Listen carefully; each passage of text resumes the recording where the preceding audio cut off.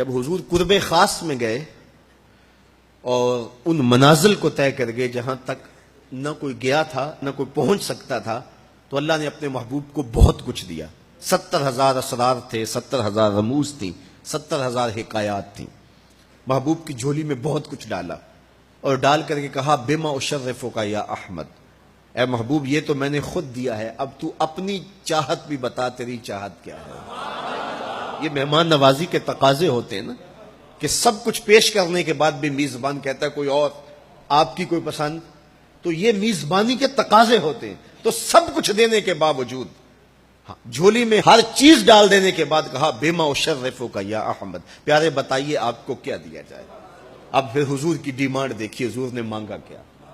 کسی شخص کو دیکھنا ہو کہ وہ کہاں کھڑا ہے، اس کو آپ اختیار دے دیجئے گا، پھر پتہ چل جائے گا وہ کتنے پانی میں ہے۔ آپ مجھ سے پوچھتے ہیں کہ مانگیے کیا مانگتے ہو، تو میں کہوں مجھے پانی دو تو آپ سمجھیں گے پیاسا ہے، میں کہوں کھانا دو آپ سمجھیں گے بھوکا ہے، میں کہوں گا میرے نام کے نعرے لگاؤ آپ کہیں گے شہرت کا متلاشی ہے، میں کہوں گا اٹھو اور میرے اوپر پیسے لوٹاؤ میں اتنی اچھی تقریر کر رہا ہوں، تو آپ کہیں گے یہ تو بیچارہ غربت کا مارا ہوا ہے، اس کے اندر کی ابھی بھوک گئی نہیں ہے۔ تو کسی شخص کے ظرف کا پتہ لگانا ہو تو اس کو اختیار دے دیجئے مانگ کیا مانگتا ہے۔ اور مانگنے والے جب کوئی کمال چیز مانگ لیں، وہ کیا کسی نے کہا نا میرے سوال کی عظمت تو دیکھ ہے ساقی، میرے سوال کی عظمت تو دیکھ ہے ساقی، جام نہ دے حسن طلب کی داد تو دے۔ تو کسی کے سوال سے اس کا ظرف کھلتا ہے کہ وہ کہاں کھڑا ہے۔ اب حضور کو اختیار دیا جاتا ہے محبوب مانگیے کیا مانگتے، مال و زر مانگا، دولت مانگی، یہ تو قدموں میں رلتے تھے حضور آنکھ اٹھا کے نہیں دیکھتے تھے، تو پھر مانگا کہا بنسبتی الیک بالعبودیہ، اے اللہ ساری زندگی میں کہتا رہا کہ تو میرا رب ہے۔ یہ میں نے غاروں میں بھی کہا، یہ میں نے پہاڑوں پہ بھی کہا، طائف کے بازاروں میں بھی کہا، مکے کی گلیوں میں بھی کہا، برستے پتھروں کے سائے میں بھی کہا، میرے سر انور پہ اوجری ڈالی جاتی رہی، میں نے سر نہیں اٹھایا اور کہا کہ تو میرا رب ہے۔ ساری زندگی میں نے کہا کہ تو میرا رب ہے، آج تو بھی تو کہہ دے کہ تو میرا بندہ ہے، مجھے عبد کہہ کے پکار دے۔ ملا جیون علیہ رحمہ فرماتے، امام راضی بھی لکھتے ہیں کہ یہ حضور کا پسند فرمودہ ہے۔ تو پھر اللہ نے جب بھی واقعہ معراج کی حکایت کی تو لفظ عبد سے جو ہے وہ بات کی، سبحان الذی اسریٰ بعبدہ، اور وہاں بھی سورہ نجم کے اندر بھی فرمایا فَأَوْحَىٰ إِلَىٰ عَبْدِهِ مَا أَوْحَىٰ، تو یہ محبوب کی چاہت پر ہے۔